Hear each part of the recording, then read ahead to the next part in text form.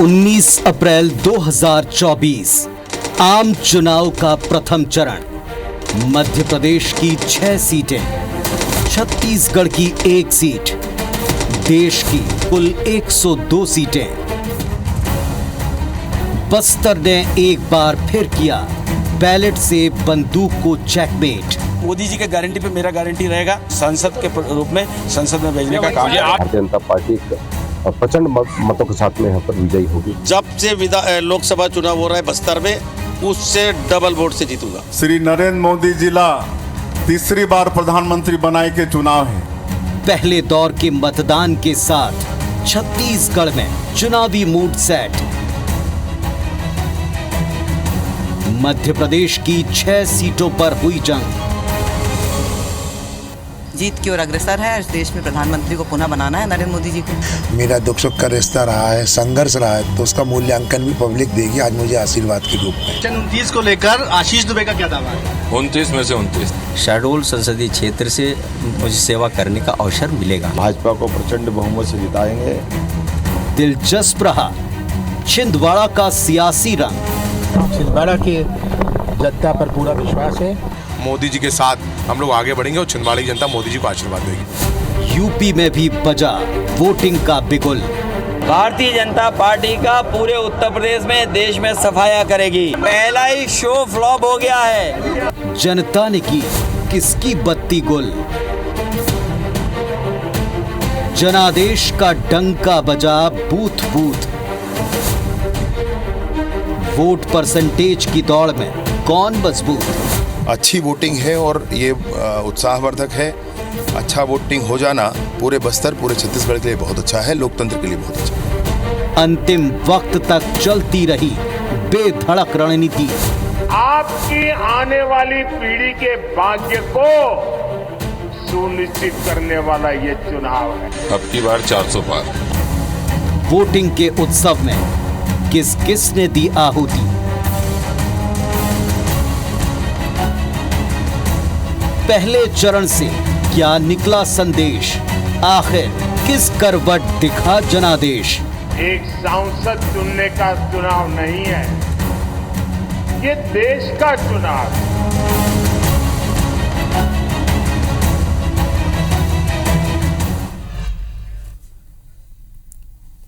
नमस्कार, बहुत बहुत स्वागत है आप सबका। मैं पुनीत पाठक हूं और आप IBC 24 पर सुबह 6 बजे से सीधे सीधे एक एक सीट पर बदलते हुए सियासी समीकरणों के बाद आज जनता का मूड कैसा रहा, किस वक्त पहुंचकर वोट किया, इसका प्रतिपल का अपडेट देखते रहें, जुड़े रहे हमारे साथ। उसके लिए धन्यवाद, आभार। लेकिन 24 में किसकी सरकार, इसका फैसला जनता ने आज दर्ज करना शुरू कर दिया। देश भर की 102 सीटों पर कुल 1625 उम्मीदवारों की किस्मत अब ईवीएम में लॉक है। चुनाव मैदान में 8 केंद्रीय मंत्री, एक पूर्व सीएम और एक पूर्व राज्यपाल भी आज की ही फेस में थे। पहले चरण की वोटिंग ने यह साफ कर दिया कि जनता अब बेहद जागरूक है, जिम्मेदार है, समझदार है। पहले चरण में औसतन 63% की वोटिंग, फाइनल फिगर अभी इसमें और जुड़ेगा। ये तकरीबन 63% की वोटिंग औसतन पूरे देश में 102 सीटों पर हुई, जिसमें सर्वाधिक वोटिंग पश्चिम बंगाल में, जहां कुछ हिंसा की खबरें भी हमने देखी। 77% से अधिक वोटिंग वहां हुई है, 77% प्लस। ये भी एक अहम मुद्दा है आज का चर्चा का। और सबसे कम जो एक्टिव माना जाता पॉलिटिक्स के लिहाज से, बड़े उतार चढ़ाव भरा माना जाता बिहार, वहां दर्ज की गई मात्र 46% के आसपास। अब सवाल कि क्या पहले चरण ने वाकई अगले 6 चरणों का मूड सेट किया या हर चरण में अलग अलग रंग दिखेंगे। क्या इस चरण के वोटिंग ट्रेंड्स आपको आगे भी ऐसे ही नजर आएंगे। मध्य प्रदेश, छत्तीसगढ़ में भी आज से शुरुआत हो चुकी है, तो दिग्गजों के गढ़ बचे या बदलेंगे इन दलों पर आने वाले दबदबे के चेहरे भी, और आने वाले असरदार नतीजों से क्या जो आज के असरदार नेता हैं वो उतने असरदार बने रहेंगे। इन सारे सवालों पर अगले 1 घंटे महाडिबेट हम करने वाले हैं। हमारे साथ में आज एक वृहद पैनल जुड़ेगा और पहले घंटे में हम सिर्फ और सिर्फ मध्य प्रदेश, छत्तीसगढ़ की उन 7 सीटों पर फोकस करेंगे जिस पर सुबह 6 बजे से आप हर एक बूथ का अपडेट हमारे साथ देखते हैं। हमारे साथ जो आज पैनल जुड़ा है, इसमें आपका परिचय मैं करा दूं। मेरे साथ में यहाँ मौजूद हैं रविकांत मित्तल जी, एडिटर इन चीफ हैं IBC 24 के, और सबसे बड़ी बात है कि चुनावी एक्सपर्ट हैं आप। पिछले तकरीबन 3 दशकों से हर दशक में बदलती पॉलिटिक्स के आप प्रत्यक्ष गवाह रहे हैं, और बदलते हुए चुनावी परिदृश्य में बहुत से चुनाव देखने के बाद अब 24 में क्या खास रंग आपने महसूस किए, इस पर हम बात करेंगे। दोनों पक्षों के दो बड़े कद्दावर और सुलझे हुए नेता हैं। राजेश तिवारी साहब, राष्ट्रीय सचिव कांग्रेस पार्टी के, वे भी जुड़ गए हैं। नमस्कार, आपका बहुत बहुत स्वागत है IBC 24 पर। और कुछ ही देर बाद हमारे साथ जुड़ जाएंगे केदार कश्यप जी, कैबिनेट मंत्री हैं, छत्तीसगढ़ शासन के, भारतीय जनता पार्टी के बड़े संघर्षशील नेता हैं। चलिए चर्चा की शुरुआत करते हैं। मैं रवि जी कोई पॉलिटिकल ओपिनियन लूँ उसके पहले मैं आपका ज़रूर मत जानना चाहूँगा। हर फेज़ के बारे में हमने विस्तार से चर्चा की है। इतने सालों का आपका तजुर्बा, ये 24 का चुनाव और उसका फर्स्ट फेज़, इतना एग्रेसिव प्रचार, क्या उस मुताबिक वोटिंग आप देख रहे हैं? क्योंकि कुछ जगह बम्पर वोटिंग है और कुछ जगह उम्मीद से बहुत कम। बिल्कुल, एक छोटा सा करेक्शन, और जब तक आपने डेटा देखा होगा उसके बाद कुछ डेटा आया तो त्रिपुरा में सबसे ज़्यादा वोटिंग हुई है 80%। अच्छा। और ये अभी जो 63% है ये थोड़ा सा बढ़के होगा, क्योंकि क्या होता है कि ये 6 बजे तक 5 बजे के आसपास, हाँ, लाइन लगी होती हैं जो, तो जब तक वो आखिरी आदमी जब तक लाइन में नहीं लग गया वो वोट ना डाल ले तो वो होता है। लेकिन ये थोड़ा सा बड़ा सोच का विषय है कि केवल अगर 63 या 65 तक भी जाता है तो ये बहुत कम वोट परसेंटेज है, क्योंकि लगातार इलेक्शन कमीशन या पॉलिटिकल पार्टी इस बात के ऊपर जोर दे रही हैं कि लोग वोट दें, ज़्यादा वोट देने आए, बाहर निकलें घर से। लेकिन सबसे आश्चर्यजनक है कि बिहार में केवल 48%, 50% भी वोट नहीं हुआ। क्या इसका मतलब यह है कि जनता का नेताओं से विश्वास उठ गया है? वो नहीं समझते कि अब बिहार में कोई भी पार्टी हो उनके भले के लिए काम करती है, या केवल भ्रष्टाचार या जिस तरह की सरकार सुस्त वहाँ पे चलती है वैसा काम चल रहा है? तो ये एक बड़ा देखने वाला, क्योंकि बिहार और उत्तर प्रदेश को दो ऐसे राज्य माना जाता है जो कि बहुत पॉलिटिकली एक्टिव हैं। लोग बढ़ चढ़कर चुनावों में भाग लेते हैं, राजनीतिक हर आदमी से आप राजनीतिक बात कर सकते हैं। तो ये थोड़ा सा आश्चर्यजनक है, लेकिन ये ट्रेंड कमोबेश पिछले चुनावों जैसा ही है। तो अब इसमें अभी और थोड़ा सा तक देखना पड़ेगा जब हम राज्यवार जाएंगे कि कहां पे क्या उस ट्रेंड का मतलब है।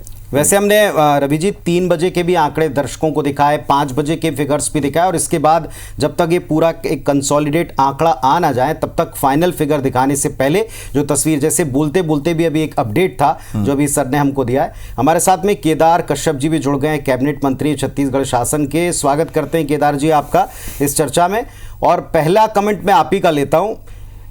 छत्तीसगढ़ की केवल इकलौती सीट बस्तर, और उसी क्षेत्र से आप बड़े कद्दावर नेता हैं। पिछले 5 वर्ष आपने लंबा संघर्ष किया, और अब की बार 400 पार जैसा बड़ा टारगेट आप लोगों को दिया। हर बूथ पर कितना प्रतिशत, कितने वोट बढ़ाने, इसका टारगेट आपको मिला।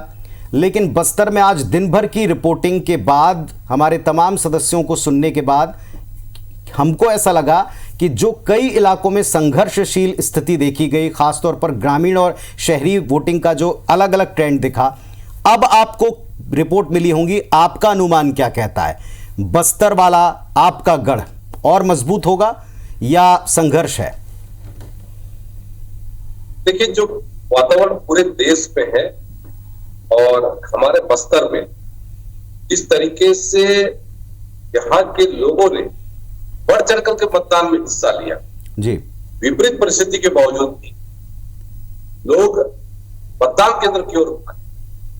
मैं आपको कुछ वीडियो भी शेयर कर दूंगा इस डिबेट के बाद में। आप देखिएगा किस तरीके से लोग चाहते हैं कि वहां पर डेवलपमेंट आगे बढ़े।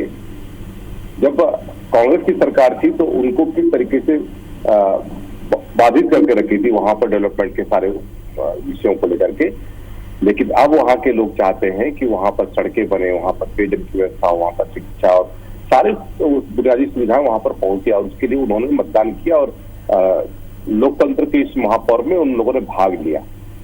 और जैसा कि पूरे क्षेत्र में हम लोगों ने दौरा किया, उस दौरे में विशेष तौर पे देखने को मिला कि हमारी माताएं बहनों ने बड़ा बढ़ चढ़ कर हिस्सा लिया, और जो रुझान है वो भारतीय जनता पार्टी के पक्ष में है।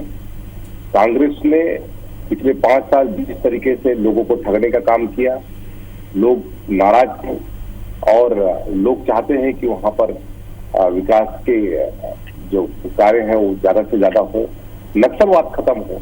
आपको मैं बताना चाहूंगा 2 दिन पहले दंडवन में जो नारायणपुर का क्षेत्र है वहां पर हमारे एक कार्यकर्ता को मारा गया, लेकिन वहां पर जिस तरीके से लोगों ने बढ़ चढ़ करके उस पूरे मतदान में भाग लिया, आश्चर्य होता है कि जहां जहां पर हमारे कैंप लगे वहां पर भी जिस तरीके से लोगों ने बढ़ चढ़ करके हिस्सा लिया। लोग चाहते हैं कि वहां पर उनके क्षेत्र में डेवलपमेंट हो, और ये डेवलपमेंट कर सकती है तो केवल भारतीय जनता पार्टी कर सकती है और देश के यशस्वी प्रधानमंत्री माननीय नरेंद्र मोदी जी कर सकते हैं।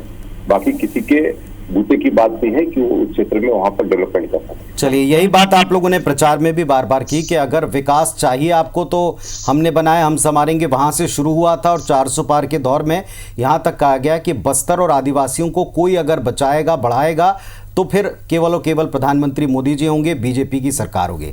हमारे साथ में राष्ट्रीय सचिव हैं, कांग्रेस पार्टी के बड़े ही वरिष्ठ नेता हैं राजेश तिवारी साहब। राजेश जी, बस्तर सीट पर, छत्तीसगढ़ में इकलौती सीट थी, पूरे देश पर भी हम आएंगे, लेकिन फिलहाल मध्य प्रदेश छत्तीसगढ़ से आपको भी रिपोर्ट्स मिल रही होंगी। ये टाइट फाइट की बातें ही की गई या वाकई टाइट फाइट है अभी भी? क्योंकि एक पक्ष तो कह रहा है एक तरफा है। ना, बिल्कुल एक तरफा नहीं है। पिछली बार भी मोदी लहर के बावजूद हमने बस्तर लोकसभा क्षेत्र से चुनाव जीता था, और इस बार भी जो हमारे प्रत्याशी हैं वो 6 बार से विधायक हैं, एक बार लोकसभा में चुनाव लड़ चुके हैं और उनका एक व्यापक प्रभाव है। उसके साथ साथ जो केदार जी जो कह रहे थे नक्सलवाद की खत्म करने की बात, 15 साल इनके पहले सरकार रही तब इस समस्या का समाधान नहीं हुआ, बल्कि अभी 3-4 महीने ही हुए हैं इनकी सरकार को बने, और हम देख रहे हैं कि लगातार जिस प्रकार की जो घटनाएं हो रही थी, जो 5 साल में जो थम गया था वो फिर से देखने को मिल रहा है। तो बल्कि एक तो नक्सलवाद को समाप्त करने की, पोषण करने की बात जो है आपको यहाँ पे नजर आ रही है। और आदिवासी क्षेत्रों में हमने इन 15 सालों में भी भारतीय जनता पार्टी की सरकार को देखा था, ना पेशा के नियम बनाए गए थे, ना आदिवासियों को उनको जल जंगल जमीन का अधिकार दिया गया था। तो हमारी जो मेन जो न्याय पत्र में जो बातें जो कही गई है उसमें आदिवासियों के लिए योजना बनाने का काम भी कांग्रेस ने पहले किया है, और अभी भी जो उनको जल जंगल जमीन का अधिकार देने की बात, स्वशासन का अधिकार देने की बात जो कांग्रेस पार्टी जो कह रही है, इस वजह से जो है आम जनता का झुकाव भी है। एक बात और मैं जरूर कहना चाहूंगा कि निश्चित रूप से कश्यप परिवार का एक प्रभाव रहा है। पिछले बार भी कश्यप परिवार ने जो दिनेश कश्यप जी की टिकट कटी थी, उसमें भी एक जीत का एक कारण क्या नाम से कांग्रेस का बना था। अभी खुद राजनाथ सिंह जी जब आए थे तो दिनेश कश्यप जी वहां कह रहे थे कि मेरी 2 बार टिकट कट गई है। तो वहां पे एकजुटता के भी अभाव वहां पे नजर आ रहा है। भारतीय जनता पार्टी में एक नए चेहरे को वहां पे उम्मीदवार बनाया गया है, तो जिस प्रकार से एक समर्थन, एक प्रभावशाली व्यक्ति को वहां पे भारतीय जनता पार्टी ने प्रत्याशी नहीं बनाया, कमजोर प्रत्याशी होने के का भी हमको लाभ हो रहा है। फिर साथ में जो कांग्रेस ने जो पिछले 5 साल में सरकार में जो काम आदिवासी क्षेत्र में खासकर आदिवासी भाइयों के लिए जो किया है वो भी हमारे सामने है, और इस वजह से निश्चित रूप से बस्तर लोकसभा का जो चुनाव है वो वन साइडेड है। पिछली बार जैसे हम चुनाव जीते थे, इस बार भी हम हमारे केदार जी इस पर कोई कमेंट करना चाहेंगे? क्योंकि ये बात जो अभी यहाँ राजेश तिवारी साहब कह रहे हैं, ये बार बार चुनाव के कैंपेन में कांग्रेस ने हमारे डिबेट के मंच पर भी कही है कि एक दमदार कैंडिडेट उतारा, इसीलिए उनकी एक एक बात को पकड़कर ही पूरा कैंपेन चलाया गया कि वो क्या कह रहे हैं। हालांकि कई बातें उल्टे उनके अगेंस्ट गई, ये भी देखा बीच में, लेकिन एक दमदार कैंडिडेट के सामने पूरी की पूरी पार्टी थी, पूरी की पूरी पार्टी के बड़े बड़े दिग्गज नेता थे। देखिए, पहले तो मैं कमेंट दूंगा नक्सलवाद को लेकर के। अभी हमारे अजय जी कह रहे हैं कि बीजेपी की सरकार में नक्सलवाद को लेकर के कदम भी उठाए। बीजेपी की सरकार ने ही तो नक्सलवाद के खिलाफ में लड़ाई लड़ी, नक्सलवाद को खत्म करने की कोशिश की। आपकी सरकार तो चुप्पी साध करके बैठी रही। आपके जो सांसद हैं वो ये कहते फिर रहे थे कि कहते हैं नक्सली हमारे भाई हैं। पीसीसी के अध्यक्ष अभी जब कहते हैं यहाँ पर जो घटना हुई छोटे बेटिया में, तो वहां पर ये कहते हैं कि उसकी जांच होनी चाहिए। आपके आधे से ज्यादा नेता ये कहते हैं कि शहीद हुए हैं नक्सलवादी। आपके पूर्व मुख्यमंत्री भूपेश बघेल जी कहते हैं कि ये घटना की जांच होनी चाहिए। इस तरह के सवाल पुलिस के बल पर उठाना और यहाँ पर इस तरीके से उनके जवानों का हौसला को बुलंद करने की अपेक्षा आप उनको इस तरीके से ह्यूमनाइज कर रहे हैं, इस पर आपको तिवारी जी उत्तर देना चाह रहे हैं आपकी बात का। तिवारी जी, कुछ सेल्फ गोल हुए हैं बयानों में, ऐसा लगता है? नहीं, देखिए इसमें देखिए कोई भी घटना होती है, इसकी एक प्रक्रिया है, इसकी जो दंडाधिकारी जांच होती है, न्यायिक जांच होती है जब भी कोई घटना होती है, चाहे उसकी मांग हो या ना हो। दूसरी चीज, कई जगह जो चीजें जो आई है, कई जगह फर्जी मुठभेड़ हुए, इनके 15 साल के कार्यकाल में भी हुए हैं। और दूसरी बात जो हमारे नेताओं पे कश्यप जी जो आरोप लगा है, डॉक्टर रमन सिंह जी जब मुख्यमंत्री थे, उन्होंने कहा था नक्सली हमारे बेटे हैं, हमारे बच्चे हैं। ये उनके रिकॉर्डेड जो है आपके बयान थे, मीडिया में सब जगह प्रकाशित हुआ था, आपके चैनलों में भी जो है ये प्रचारित हुआ था। तो ये तो खुद क्या नाम से मुझको अपना परिवार का अंग एक तरफ बताते हैं, दूसरी तरफ नक्सलवाद खत्म करने की बात कहते हैं। और अमित शाह जी ने खुद जो कांग्रेस की हमारी गवर्नमेंट रही छत्तीसगढ़ में, तो उनका दावा था कि यहाँ पे नक्सलवाद की जो समस्या जो है उसका समाधान हो रहा है, उन्होंने इस बात को कहा था। लेकिन जैसे 3 महीने में घटनाएं लगातार बढ़ रही है, बस्तर तो और अशांत हो रहा है ना। अगर इनकी नीतियां सही रहती, इतने कैंप भी लोग यहाँ पे बैठा रहे हैं, तो ये घटनाएं क्यों हो रही है? ठीक है, पूरा वैसे आप लोगों को सुनना अच्छा लग रहा है, लेकिन पूरा डिबेट अगर नक्सलवाद के इर्द गिर्द चला जाएगा, ये एक विषय था और सबसे बड़ा विषय था, इसमें कोई दो राय नहीं। पर आपको हम और विभिन्न विषयों पर सुनना चाहते हैं। रवि जी, एक छोटा सा कमेंट, एक बस्तर में पिछले 2 दिन पहले हुआ जो नक्सल सफाई वाला बड़ा अभियान, जिसको ऐतिहासिक बताया गया, और इसके बाद आए कुछ बयान, क्या इसका असर भी वोटिंग तक गया होगा? क्योंकि हमने देखा है बड़ी बड़ी बातों से भिन्न रहता है बस्तर, वहां का मतदाता, उसका अपना मत।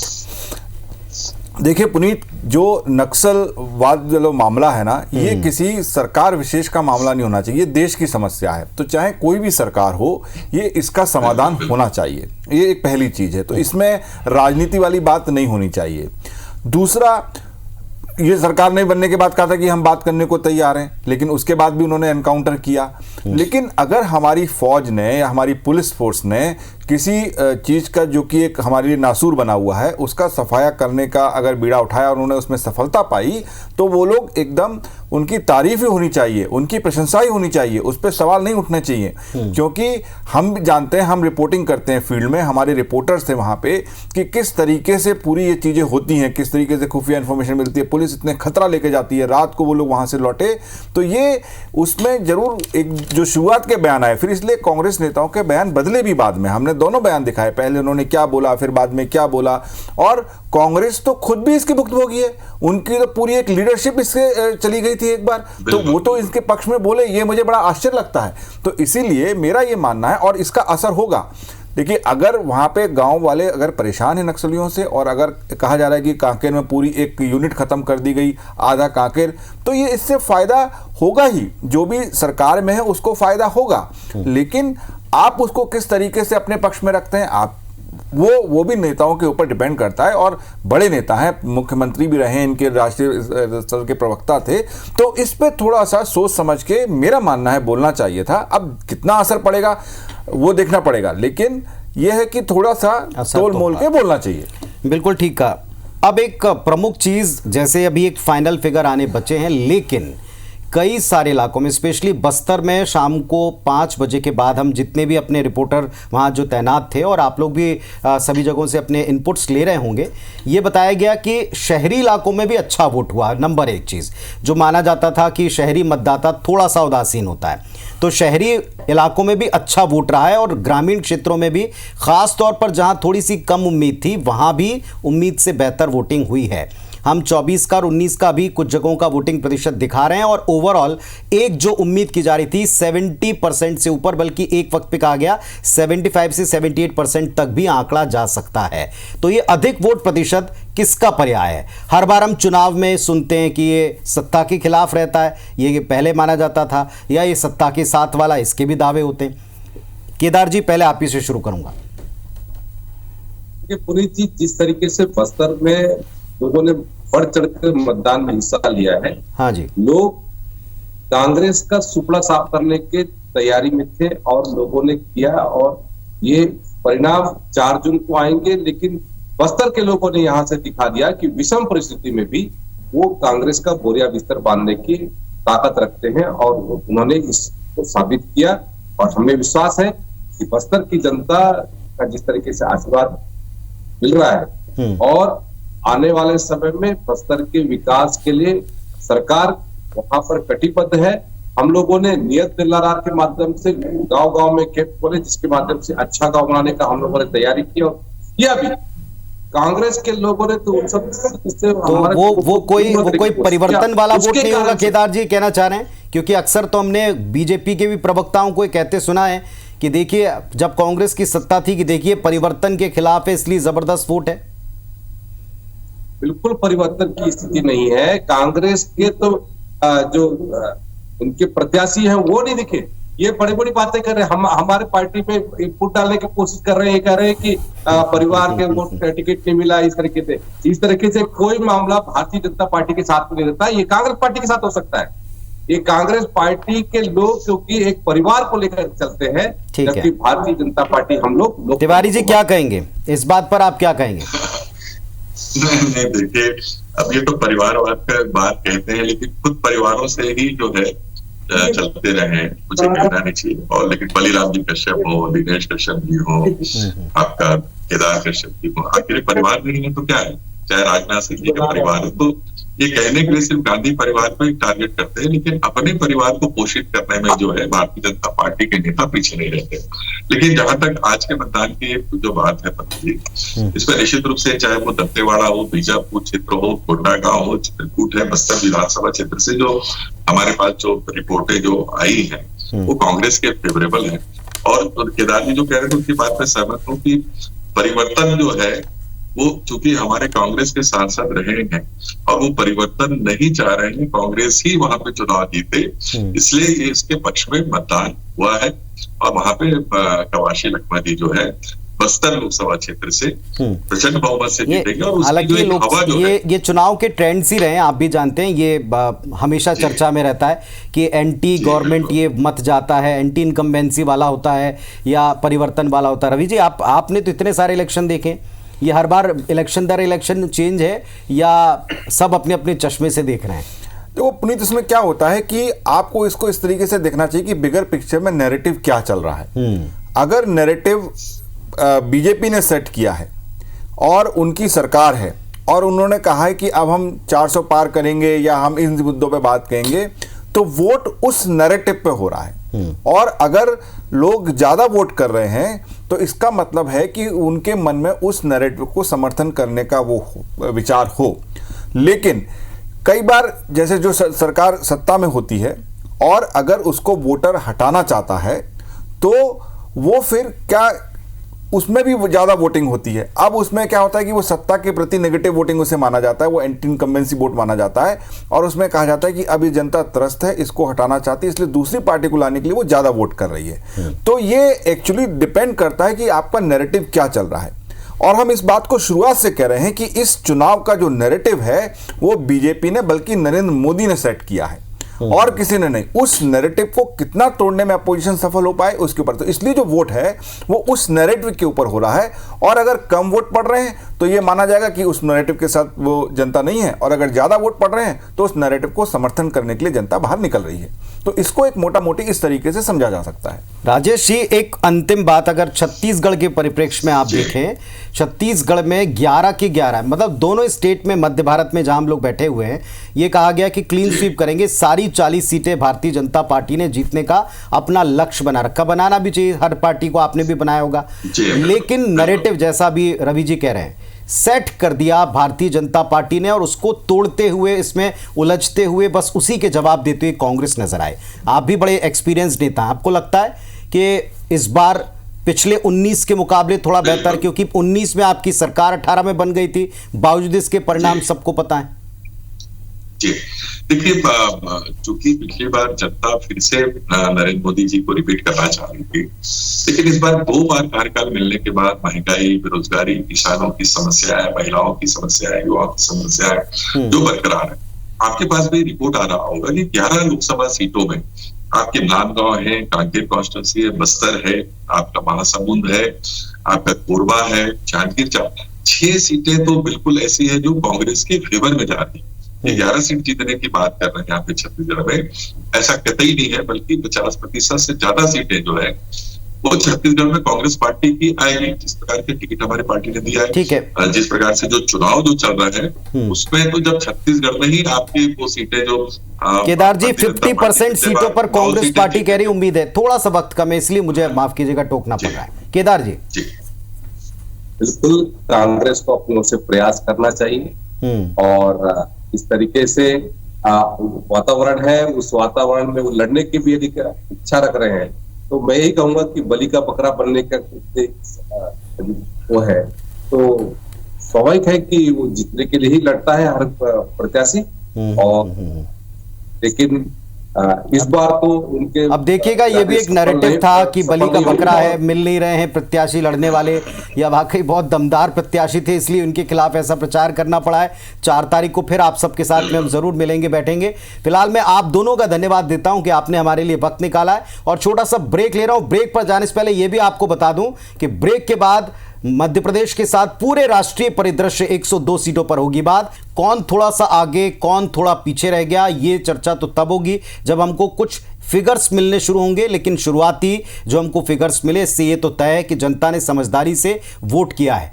लेकिन वोट प्रतिशत पिछली बार के मुकाबले क्या आगे बढ़ पाया या वहीं ठहर गया?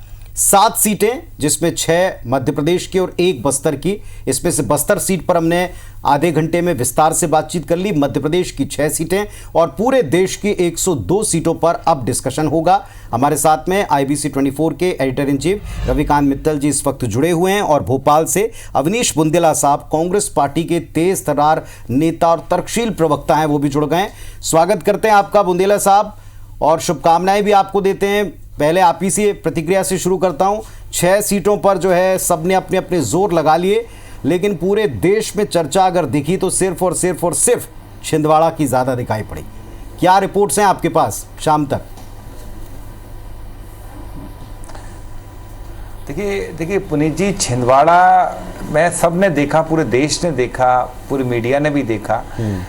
कुछ मजबूरियां होती, कई बार आदमी नहीं कह पाता, लेकिन सबने देखा कि छिंदवाड़ा में किस तरह की गंदगी, किस तरह की कानून का, संविधान का माखौल उड़ाया गया और किस तरह से तोड़फोड़ मचाई गई। किस तरह से कमलनाथ जी जैसे संजीदा नेता जिन्होंने लगभग छिंदवाड़ा के लिए अपना जीवन पूरा झोंक दिया, सेवा करते करते 45-50 सालों का, उसके बावजूद भी उनके साथ कैसे हादसे हुए और कैसे तोड़ा गया, उनके घर किस तरह से पुलिस भेजी गई।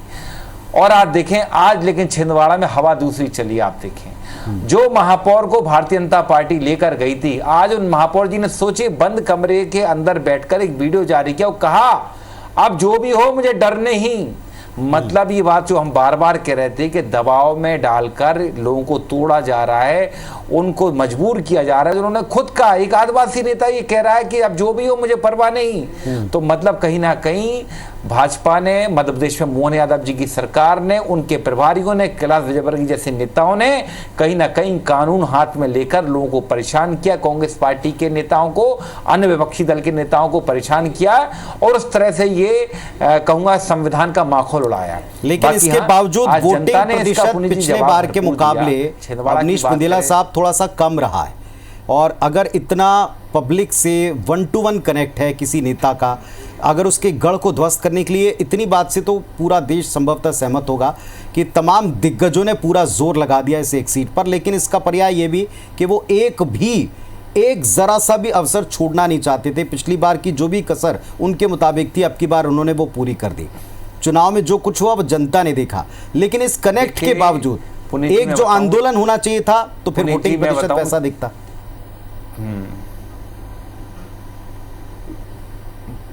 देखिए पुनीत जी, आप देखें 73% से ज़्यादा वोटिंग छिंदवाड़ा में हुई। मैं मानता हूँ एक अच्छा वोटिंग प्रतिशत है।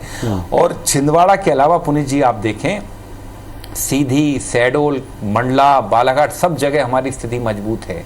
और आप देखेंगे ये जो आज जो 6 सीटों पर मतदान था, फिगर तो ये कहता है, जानकारी ये कहती, सूत्र ये कहते हैं कि हो सकता है हम 4 सीटें जीत जाएं 6 में से, क्योंकि इन 4 सीटों, क्योंकि जो आदिवासी बहुल जो ये सीटें हैं इनमें भाजपा का बहुत विरोध है। हम सब ने देखा कि सीधी में किस तरह से भाजपा नेता ने एक आदिवासी के कपाट पर पेशाब किया, और मध्य प्रदेश में शिवराज शासन काल में किस तरह आदिवासियों को, एक परिवार को नेमावर में 50 फीट जमीन के नीचे गाड़ दिया 6 लोगों को। आप नीमच में घसीट कर एक आदिवासी को मार देते हैं।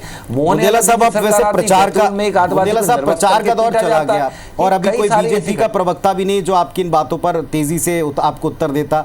मैंने 24 से 19 को कंपेयर करके सीधा बताया था, तब 82% से अधिक आंकड़ा था। आज का आंकड़ा आपने स्वयं स्वीकार कर लिया कि 73 है, तो एक कमी तो दिख रही तकरीबन 8-9% की। ये इस कमी पर भी एक सवाल था। चलिए, अब आपने जिस विषय को छेड़ा है, ज़रा मैं इस पर भी थोड़ा चर्चा को आगे बढ़ाता हूँ। रवि जी, हमने देखा कि बड़ा एग्रेसिव और सारे दिग्गजों का प्री प्लान वे में, जिसमें राष्ट्रीय स्तर के नेता से लेकर प्रदेश के मुखिया तक का फोकस, पूर्व सीएम साहब का, वर्तमान सीएम साहब मध्य प्रदेश, उनका पूरा फोकस छिंदवाड़ा पे रहा है। तो असर तो ज़रूर पड़ेगा, लेकिन प्रतिशत आपके भी सामने। देखिए क्या है कि ये छिंदवाड़ा जो है यही बड़ी पहेली हो गई है। एक तो ये सीट लगातार कांग्रेस जीत रही है, फिर बीच में कुछ ऐसी खबरें आई कि कमलनाथ जी कमल के होने वाले हैं, लेकिन फिर वो नहीं हुआ। क्यों नहीं हुआ उसके भी अपने कारण समझ सामने आए। फिर जो मुख्यमंत्री पहले थे, जब उन्होंने जीते सबसे पहले वो छिंदवाड़ा गए, तो चूंकि लगातार बीजेपी वहाँ पर बाकी सारी सीटें जीतती रही है और एक छिंदवाड़ा में उनको लगता है कि एक यही एक अवैध किला हमारे लिए फतह करने के लिए रह गया है, इसलिए उन्होंने अपनी पूरा जोर वहाँ पे लगाया। लेकिन ये फिर भी मुझे लगता है कि बड़ा इंटरेस्टिंग होगा कि छिंदवाड़ा का रिजल्ट आखिर आता क्यों है, क्योंकि आता क्या है, क्योंकि पिछली बार भी वोट ज़्यादा हुआ, वोट परसेंट 82% तक गया। इस बार भी 73, हालांकि उतना नहीं गया। अगर जैसा कि आपने भी पूछा था कि बुंदेला कि अगर कांग्रेस इतना ज़्यादा जोर लगा रही थी तो लोगों को घर से निकल के वोट करवाना चाहिए था, तो वोट परसेंट बढ़ना चाहिए था, तो वो फेवर का वोट माना जाता। जैसे मैंने आपको कहा कि अगर नैरेटिव वहाँ पे कमलनाथ ने सेट किया हुआ है, नकुलनाथ ने, तो फिर उनके फेवर में लोग आने चाहिए थे। लेकिन उस तरीके से वोट परसेंट बढ़ा नहीं। और बीजेपी ने, अमित शाह खुद रुके वहाँ पे एक रात को पूरा, वहाँ से कमलनाथ के काफ़ी करीबियों को तोड़ा गया, जिसकी अभी चर्चा कर रहे थे बुंदेला जी। तो ये सीट जरूर जो है पूरे देश में बड़ी रोचक बनी है और इसको बड़ा कीनली देखा जाएगा। अभी हम प्रेडिक्ट नहीं कर सकते क्या होने वाला है, क्या होएगा। ये 4 जून को देखने में सबसे ज़्यादा दिलचस्पी पूरी जनता की रहेगी और हमारी भी। बिल्कुल। बुंदेला साहब, एक और छोटा सा सवाल है। पिछले बार जब चुनाव हुए थे 18 वाले, 18 के नतीजे जब आए, 18 के नतीजों के बाद 19 में बहुत बड़ा, और ये माना गया था, तब एक स्लोगन भी था आप लोगों के कार्यकर्ताओं के बीच में, अभी नहीं तो कभी नहीं। इसके बावजूद वहाँ पर 1 सीट तक सिमट गए थे अगले वर्ष 19 वाले इलेक्शन। अब की बार तो पूरी वेव, पूरा नैरेटिव, सब कुछ, और पूरी की पूरी एक सरकार नहीं, 2-2 सरकारें, राज्य की भी डबल इंजन वाली सरकारें डबल तेज़ी के साथ में तमाम सीटों पर लगी रही। महाकौशल में आपको लगता है उस गढ़ को आप भेद पाएं? एक गढ़ आपका है, लेकिन बाकी के सारे गढ़ उनके दिखाई पड़े।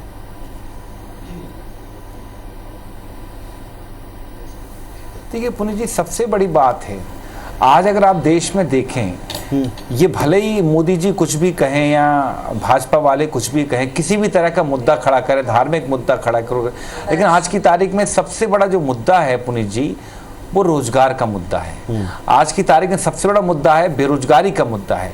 और खास बात यह है कि भाजपा की सरकार ने इन मुद्दों को मुद्दे मानने से इनकार कर दिया है। वो इसके पहले कहते हैं ना, तर्क का कुतर्क। आप किसी तर्क का जवाब नहीं देना चाहते, हर तर्क के लिए आप कुतर्क करेंगे। आप किसी एक बात को पकड़ के कांग्रेस सरकारों के साथ 30 साल पीछे चले जाएंगे, लेकिन इस बात का जवाब देने के लिए मोदी जी तैयार नहीं है, भाजपा तैयार नहीं है कि क्यों महंगाई जो है आज तक के आजादी के बाद के उच्चतम स्तर पर है, क्यों बेरोजगारी आज तक के उच्चतम स्तर पर है। एक ही नैरेटिव लेकर आते हैं कि हमारी 5वीं अर्थव्यवस्था हो गई है, जबकि 5वीं अर्थव्यवस्था से संगठित क्षेत्र का आप डेटा पेश करते हैं। जिस दिन आप असंगठित क्षेत्र का डेटा मिलाकर पेश करेंगे तो वहां भी आप ढेर आ जाएंगे। ये बताता है कि भारतीय जनता पार्टी सिर्फ डेटा की जादूगरी में, बाजीगरी में आगे बाजी मारती। बाकी हकीकत बात है कि इनके पास कहने के लिए कुछ नहीं। सबसे हम तो कह रहे ना, मान लीजिए कोई मुद्दा नहीं है, क्या महंगाई बेरोजगारी मुद्दा नहीं है? आप मुझे बताएं, क्या ओल्ड पेंशन स्कीम मुद्दा नहीं है? क्या किसानों की बात मुद्दा नहीं है? पिछले साल जब वो बैठे थे तो 700 किसानों की बलि हुई थी, अभी भी वो बैठे हैं, उनकी बात नहीं सुनी जा रही। ये मुद्दे क्यों नहीं है? आप मुझे बताएं, पहलवान बेटियों जिन्होंने अपने आप को आगे किया और कहा कि साहब हमारे साथ अन्याय हुआ है, हमारे जनता तक पहुंचा पाए। अगर किसी ने कोई ट्रेंड या किसी ने कोई एक तरीके से कैंपेन खड़ा किया तो आप उसमें उलझ कर रह गए, या अपनी बातें भी आप कह पाए। चलिए, मैं थोड़ी देर में आपके पास भी आता हूं। रवि जी, थोड़ा सा राष्ट्रीय परिदृश्य में, क्योंकि इस आधे घंटे में हमको राष्ट्रीय परिदृश्य में बात करनी है। 102 सीटों पर एक रिएक्शन से मैं आपसे शुरुआत करूंगा। समाजवादी पार्टी समेत समाजवादी पार्टी, कांग्रेस और सबने मिलकर इंडिया गठबंधन बनाया। बड़े जोर से शुरू हुआ और बड़े धीमे धीमे से हर एक काम अंजाम तक पहुंच पाया। आज एक रिएक्शन आया है सपा की तरफ से, अखिलेश यादव की तरफ से, फ्लॉप शो बताया, ये कैसे देखा जाए?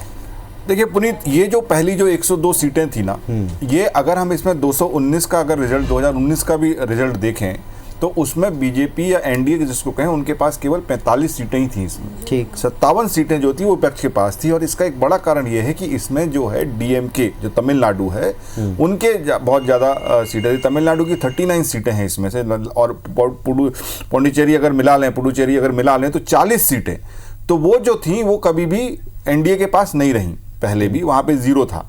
तो ये एक बड़ा चंक था, इसलिए ये फिगर ऐसा दिख रहा है। और जो बाकी भी इसी 102 में से 2019 में 15 सीटें थी कांग्रेस की, जो केवल 52 उनकी पूरी सीटें, उसमें से 15 सीटें इसी फेज की थी।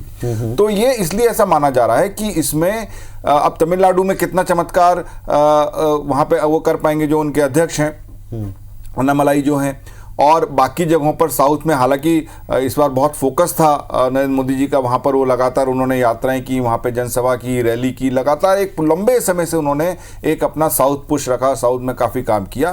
तो अब ये जानना बड़ा इंटरेस्टिंग हुआ कि वहाँ पे वो कितना घुस पाए। लेकिन अगर वो अखिलेश ऐसा कह रहे हैं तो ये भी एक नैरेटिव बनाने वाली बात है, क्योंकि क्या है कि अगर ये 102 हो गया, अब इसमें क्या मिलता है, क्या खुफिया जानकारी मिलती है, उससे क्या कोर्स करेक्शंस होते हैं आगे, उसमें किस जगह पे मोदी को ज़्यादा भेजा जाता है, मोदी जी की ज़्यादा रैलियां होती हैं, अमित शाह की होती हैं, या कांग्रेस की तरफ से कितना जोर होता है, ये बड़ा इंटरेस्टिंग होता है। क्योंकि फर्स्ट फेज में इसलिए सबसे ज़्यादा सीटें भी थी, 102 सीटें थी। और अब इसमें जब पार्टियों के पास जो अपने सोर्सेज से पता लगेगा, जो उनको अंदर लेकिन रिजल्ट तो नहीं पता लग सकता, लेकिन कि क्या हवा रही, कौन किस, उस हिसाब से अब आगे के जो 6 चरण हैं उसमें कोर्स करेक्शन किया जा सकता है। तो उसके संदेश जरूर इसमें से मिल सकते हैं। एक बात जो आपने एक डिटेल से शुरुआत की थी कि एनडीए और इंडिया, इन दोनों के गठबंधनों के बीच में जो पिछली बार जो आंकड़ा था 19 का और 24 का, तो इसी बारे में हम शाम से बहुत सारे रिएक्शंस के साथ साथ लोगों के आकलन भी देख रहे हैं। एक से अधिक कुछ एक्सपर्ट और एजेंसीज का ये मानना है कि जितना पिछली बार फिगर था एनडीए के पक्ष में, अब की बार भी तकरीबन उतना ही उनको लगता है। और हमने पहले बात की है कि फर्स्ट फेज़ बड़ा इंपॉर्टेंट और चैलेंजिंग है, टास्क है एनडीए के लिए, इसलिए पूरा जोर है। तो अगर ये ना हो पाया, उतना ही तक टिकता है, तो फिर क्या आपको लगता है ये अगले चरणों में और मेहनत या बदली स्ट्रेटेजी के साथ जाएंगे? देखिए, मुझे लगता नहीं पुनीत, देखिए क्या है कि इसमें सारा खेल जो है वो तमिलनाडु का है, क्योंकि बाकी जगहों पर इतनी लंबी ज़्यादा सीटों पे हुआ नहीं है चुनाव। मध्य प्रदेश, छत्तीसगढ़ में केवल मिला के ही 8 सीटें हैं, उत्तर प्रदेश की केवल 8 सीटें हैं, है ना, तो और बिहार में 4 सीटें हुई केवल। तो ये जो सीटें थी जो बिहार की इस तरफ की, वो एनडीए के पास ही थी। तो अगर लगता है इसमें 1-2 कम बढ़ती हो भी जाए, तो अगर यही माहौल रहा तो बहुत ज़्यादा अंतर होने का इसमें मुझे नज़र आता नहीं है। ठीक है, हमारे साथ में अभी वर्णित गुप्ता जी भी जुड़ गए, ब्यूरो चीफ हैं IBC24 के। उत्तर प्रदेश में आपने पूरा कैंपेन से लेकर के आज वोटिंग का फर्स्ट फेज देखा है। वर्णित जी के साथ में नेहा बग्गा जी भी जुड़ी दिख रही हैं, भारतीय जनता पार्टी की तेज तर्रार नेत्री और प्रवक्ता हैं। नेहा जी, आपका बहुत बहुत स्वागत है, शुभकामनाएं आपको पहले दिन का, पहले फेज़ का समापन होने के बाद, संपन्नता के बाद में आपका रिएक्शन पहला मैं लूँगा, लेकिन उसके थोड़ी देर पहले अभी हम चूँकि यूपी की भी चर्चा कर रहे थे। वर्णित जी, क्या है पूरे दिन का अपडेट और मूड सेट करने वाला है फर्स्ट फेज रहा यूपी में? शुक्रिया पुनीत जी और रवि जी। जाहिर तौर पे आज का जो पहला चरण का जो मतदान हुआ है, खासा अच्छा मतदान गया है। करीब करीब 60% वोटिंग की जो है बात की जा रही है, और भी इसके अंदर जो है डिटेल सामने आएगी। हाँ, कुछ जगहों पे समाजवादी पार्टी की तरफ से ये आरोप लगाया गया कि कहीं पे बूथ कैप्चरिंग हुई है। मुरादाबाद में कहीं पे बताया जा रहा है कुछ ग्रामीण है, ऐसे ग्रामीण इलाके जहां पे विकास जो है वो नहीं पहुंच पाया, तो उन्होंने चुनाव का बहिष्कार किया।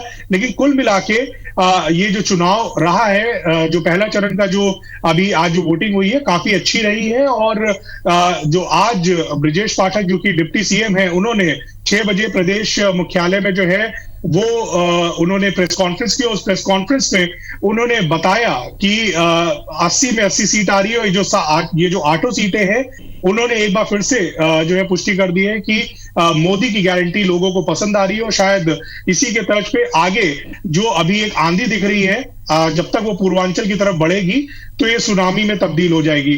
लेकिन बड़ी बात यह है कि वोटर टर्नआउट अच्छा रहा है।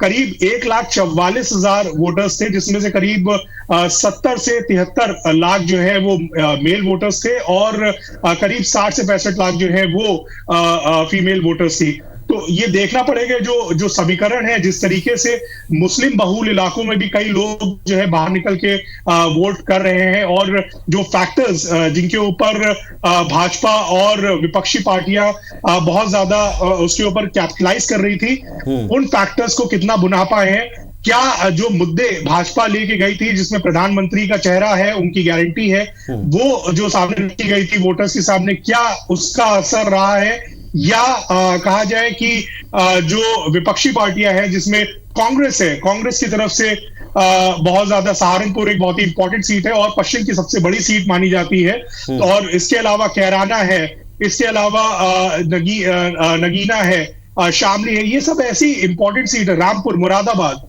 ये बहुत ही महत्वपूर्ण जो है सीट्स रही है। छुटपुट खबरें जरूर सामने आई, लेकिन ओवरऑल अगर देखा जाए तो शांतिपूर्वक तरीके से जो है चुनाव को संपन्न करवाया गया है और इसके लिए उत्तर प्रदेश की जो पुलिस प्रशासन है उन्होंने भी खासा अपनी तरफ से जो है फोकस रखा और चप्पे चप्पे पे नजर रखी गई, ड्रोन सर्विलेंस की भी मदद ली गई और जो एक्स्ट्रा पैरामिलिट्री फोर्सेस हैं उनके साथ तालमेल दिखाई दिया। आप जैसा बता रहे हैं वर्णित, तो जिस तरीके से पूरे प्रदेश में माहौल रहा, देश में सबसे ज्यादा चर्चा उत्तर प्रदेश की पृष्ठभूमि से आने वाले राम मंदिर को लेकर, सनातन को लेकर भी हुई है। आप कह रहे हैं आगे सुनामी में तब्दील होगा, लेकिन क्या ये मुद्दा, ये सेंटिमेंट्स आपको दिखाई पड़े यूपी में भी, सनातन और राम मंदिर वाले? देखिए, इससे कोई भी बच नहीं सकता कि सनातन और राम मंदिर एक ऐसा मुद्दा है जिसको लेके भारतीय जनता पार्टी जो है लगातार जो है विपक्षी पार्टियों के ऊपर जो है हमलावर रही है। खास तौर पे प्रधानमंत्री नरेंद्र मोदी लगातार अपनी पब्लिक मीटिंग्स में, अपनी रैलियों में उन्होंने जो है समाजवादी पार्टी और कांग्रेस को घेरा है। उन्होंने बोला है किस तरीके से ये जो पॉलिटिकल पार्टीज हैं वो सनातन से जो है उलट काम कर रही हैं और सनातन से ये परे काम कर रही, जबकि भारतीय जनता पार्टी जो है वो सनातन जो प्राचीन जो सभ्यता है भारत की, उसको फिर से स्थापित करने की कोशिश कर रही है और उसी को लेकर लगातार जो है कामकाज भी किया जा रहा है। पुनीत, आपको मैं ये भी बता दूं, जो यहाँ पे उत्तर प्रदेश में जो अलग अलग जगहों पे होर्डिंग्स लगी हैं उनमें भी ये प्राचीन सभ्यता और सनातन की जो है, जो कीवर्ड है सनातन, इसका इस्तेमाल किया गया है और लगातार लोगों के जहन में इसको जो है पहुंचाया जा रहा है। बीजेपी ने बात स्टैब्लिश भी की है कि वो एक्चुअली विरासत से अपना विकसित देश बनाने की तरफ, या और इसके आगे जो इकोनॉमी को लेकर उनका दावा विकास पुरुष वाला, उसको ले जाएगी, इसी को सेट भी करे। रवि जी, एक छोटी सी बात ये कि सनातन, जैसे हमने अभी तमिलनाडु का आपने जिक्र किया, ये एक टास्क था, लेकिन सनातन और हिंदुओं के लिहाज से उत्तर प्रदेश बिल्कुल सबसे मजबूत किला है। इसकी सिर्फ आज 8 सीटें थी, लेकिन इम्पैक्ट इनका लंबा पड़ेगा। बिल्कुल, देखिए ये बहुत इंपॉर्टेंट है जो तमिलनाडु, जिस तरीके से तमिल संगमम शुरू किया गया बनारस में, बहुत कोशिश की कि किस तरीके से काशी को और तमिलनाडु को जोड़ा जाए, और वहाँ पे भी, क्योंकि वहाँ पे बहुत सारे मंदिर हैं, मोदी का कहना है कि राम नाम के मंदिर काफ़ी हैं, तो ये जो एक मुद्दा था, हालांकि उतनी जोर शोर से भाषणों में और उसमें नहीं बोला गया, क्योंकि बीजेपी का मानना था कि वो ऑलरेडी लोगों के उस मन में है और उसको लेके वोट उनको मिलना है। और मेरा ये मानना है कि केवल उत्तर प्रदेश में नहीं, बाकी राज्यों में भी, खासकर पूरी हिंदी बेल्ट में उसका असर जरूर पड़ने वाला है। जी चलिए, अब यही तो एक सवाल था कि जो मुद्दा पूरे देश में रहकर हम मध्य प्रदेश में देखते हैं, छत्तीसगढ़ में देखते हैं, जिसको लेकर सबसे ज़्यादा प्रचार में आप देखें हर जगह राम और सनातन को याद दिलाया जाता है, तो वहाँ पर इस तरीके का माहौल है कि नहीं। अब मैं मध्य प्रदेश चलता हूँ, नेहा जी काफ़ी देर से इंतजार करें। नेहा जी, रिपोर्ट्स के बारे में आपके पास में बहुत सारी जगहों से मिल रही होंगी, क्या लग रहा है मध्य प्रदेश में छिंदवाड़ा वाला गढ़ जिस पे पूरा जोर है, अविनीश साहब तो कह रहे थे कि वहाँ जनता ने बता दिया और बाकी 4 सीटों पर वे उम्मीद कर रहे हैं 6 में से।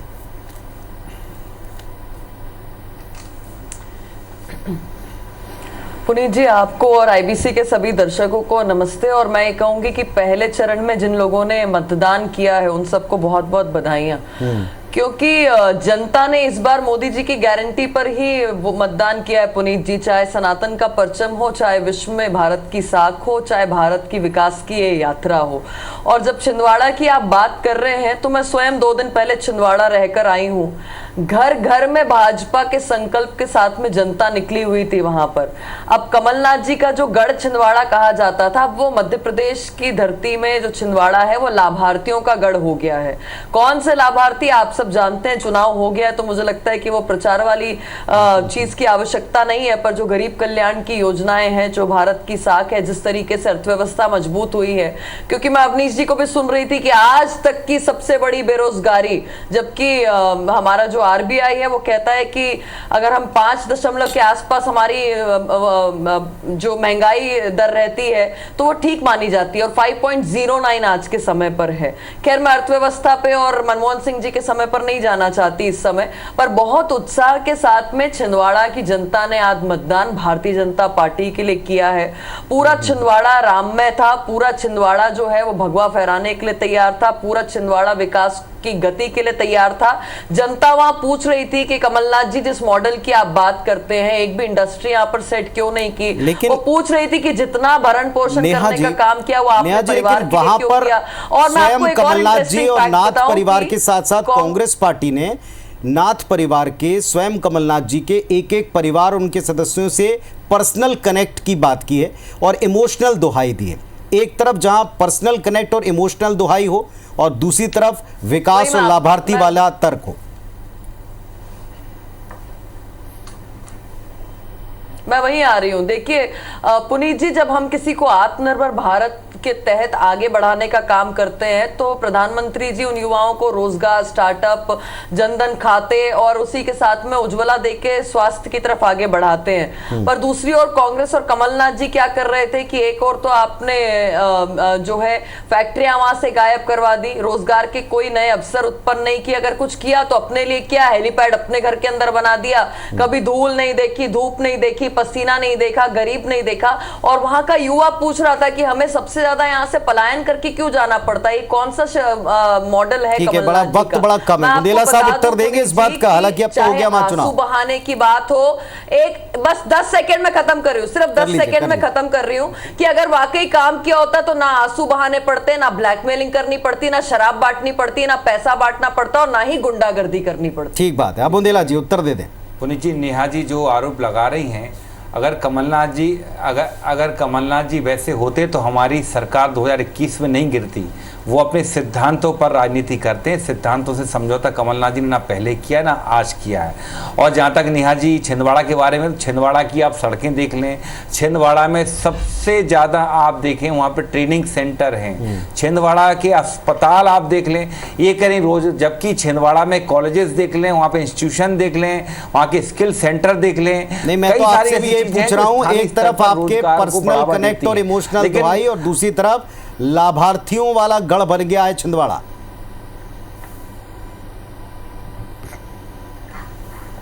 देखिए, लाभार्थी अगर हैं तो कौन है? लाभार्थी हैं तो वहाँ की जनता है, तभी तो कमलनाथ जी को 40 साल से जिता रही है, कमलनाथ जी को, फिर नकुलनाथ जी को। लाभार्थी किसी राज्य में या ये कहें किसी विधानसभा, किसी लोकसभा कौन होती? जनता होती लाभार्थी। अगर जनता लाभार्थी नहीं होती और वो जनता दूध का दूध पानी का पानी कर देती, अब क्योंकि जनता को सारी सुविधाएं मिली हैं, अगर छिंदवाड़ा में अच्छी सड़कें मिली हैं, अगर छिंदवाड़ा में अच्छे औद्योगिक विकास हुआ, छिंदवाड़ा अच्छी स्वास्थ्य सुविधाएं हुई हैं, तो कौन लाभार्थी? जनता लाभार्थी है। अब ये भारतीय जनता पार्टी वाले बताएं कि वो पूरे मध्य प्रदेश में जो ये कह रहे थे रोजगार की बात कि नहीं है रोजगार, बेरोजगारी उच्चतम स्तर पर, तो मुझे एक बात का जवाब दें। रवि जी, एक छोटा सा कमेंट मुझे लेने दीजिए, फिर वक्त मुझे समअप करना है। क्योंकि रवि जी, अगर पूरे फर्स्ट फेज को हम मिला जुला कर मध्य प्रदेश, छत्तीसगढ़ पर, और स्पेशली अब चूंकि मध्य प्रदेश के दोनों प्रवक्ता हैं, मध्य प्रदेश में अभी भी साहब बहुत कुछ करने के लिए, कहने के लिए बचा हुआ है। ये जो शुरुआती सीटें हैं मूड सेटर रहेंगी, महाकौशल और छिंदवाड़ा स्पेशली। देखिए, बिल्कुल अब ये तो रण शुरू हो चुका है और उसकी पहला चरण जो है वो आज ख़त्म हो गया और इस तरीके के दावे वादे और इस तरह की शिकायतें अभी लगातार रहेंगी और अब जो देखिए, हम पहले भी इस बात को डिस्कस कर रहे थे कि चुनाव इस बार थोड़ा सा नीरस है, क्योंकि एक तरफा लग रहा था। लेकिन अब मेरा ऐसा मानना है पुनीत कि अब थोड़ा सा जो विरोधी हैं, जो विपक्षी हैं, वो भी जागे हैं, उनमें थोड़ा सा जोश आया है। उस जोश का क्या कारण है उसका अपन आने वाले दिनों में एनालिसिस जरूर करेंगे। लेकिन अब जो चुनाव है वो थोड़ा सा इंटरेस्टिंग होता नजर आ रहा है। और ये जो लोकतंत्र का उत्सव है ना, ये मुझे सबसे अच्छा लगता है, क्योंकि इसमें सारे कलर मिलते हैं। नेताओं के असली कलर भी मिलते हैं, जनता का भी अपना कलर एक मिलता है देखने के लिए।